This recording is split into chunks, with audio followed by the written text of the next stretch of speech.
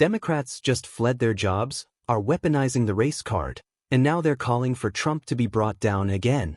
This isn't courage, it's political theater, and I'm about to expose exactly what's really going on. Stick around because you need to hear this. Great distance to be here, and I'm talking about the state representatives now. I consider you my colleagues. It's easy to do something when you don't have to do it. They are leaving their homes, they're leaving their families, they have jobs, they have responsibilities, and this is courage that is uncommon. And with this kind of courage, they ought to be commended as well. Let's give them a big hand, please.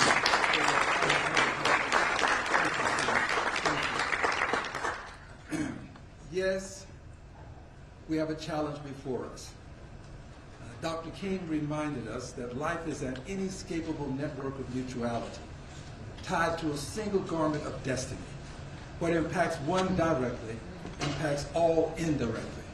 And that's what we're facing now, this challenge of it not being Texas. It's not just Texas. It really is the United States of America, because if they succeed in Texas, they will take this to other states, they will take this to the county court level, they will take this to the commissioners, the school boards, they will take this across the length and breadth of the country, but they'll do it if we only stand by and watch them. But if we take a stand, we can stop them. That's what we're doing today. We're taking a stand, and we're going to prevent them from going forward in Texas. All right. Here's why we have to take this stand. Because one vote makes a difference. One vote makes a difference. It was one vote that allowed them to get the big, ugly steal out of the House. One vote. And it was one vote in the Senate, with the vice president casting that vote, that allowed it to get out of the Senate and back to the House. Friends, I regret to tell you that the 18th Congressional District was not represented when that first vote took place. It was not. If the 18th had been represented, they'd have to find that one vote someplace else. One vote makes a difference. And in Texas, they're trying to silence 5 Democratic voices in the Congress of the United States of America. They have already made an effort to eliminate some of the districts. They're no longer going to be, there's no possibility of Democrats being elected.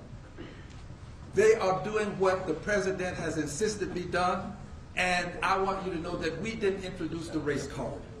When this message was sent by and through the Justice Department to the state of Texas, to our Attorney General, they mentioned the race card because they talked about racial gerrymandering.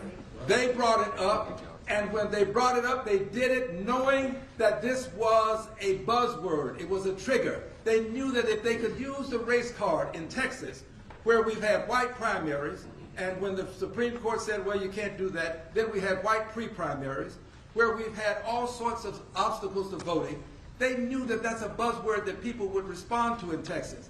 But we are going to respond to that buzzword by telling them that your racism is not going to change democracy in the state of Texas, is not going to change it in the United States of America. Racism is going to be met with our taking a stand for democracy. You take a stand for racism, we will stand for democracy, and we will win. And we will win. Democracy is going to win. My final comment is this.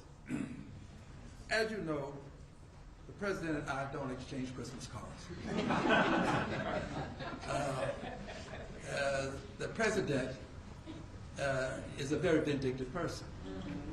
He is a don't bring me any bad news person. Just fired someone because he got bad news.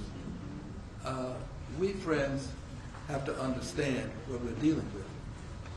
And if we understand what we're dealing with, we can stop what we're dealing with. We're dealing with an egomaniacal person. Welcome back to Jace Manhwa. Before we start, hit like, subscribe, and turn on notifications, because what you're about to hear is the truth the mainstream media refuses to tell you. I just watched this speech, and it's a perfect example of how far the left will go to spin their narrative. They call it courage when Democrats abandon their jobs and walk out on the people who elected them. That's not courage. That's running away from responsibility. When you're elected to serve, you show up. You fight. You debate. You don't run. Then they claim that what's happening in Texas is somehow a danger to democracy. No, what's happening in Texas is exactly what every state should be doing: securing elections, protecting the integrity of every single legal vote, and standing up to political chaos. One vote does matter, but the left ignores that while pushing ballot harvesting, unchecked mail-in voting, and loopholes that weaken our system. And as always, here comes the race card. Democrats scream racism every time they lose ground. They don't do it to fix real problems. They do it to divide people and scare voters into compliance. Voter ID and fair redistricting are not racist, they're common sense. Texans are rejecting their failed policies, and instead of accepting reality, the left tries to rewrite the rules. And then, we hear it plain as day, they're openly talking about bringing down the president.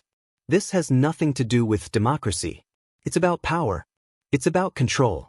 They couldn't beat him at the ballot box, so now they want to tear down the system to get their way. We can't let this happen. We need leaders who will stand their ground and fight for the integrity of this country. Because if we don't push back now, this won't stop with Texas. It will spread everywhere.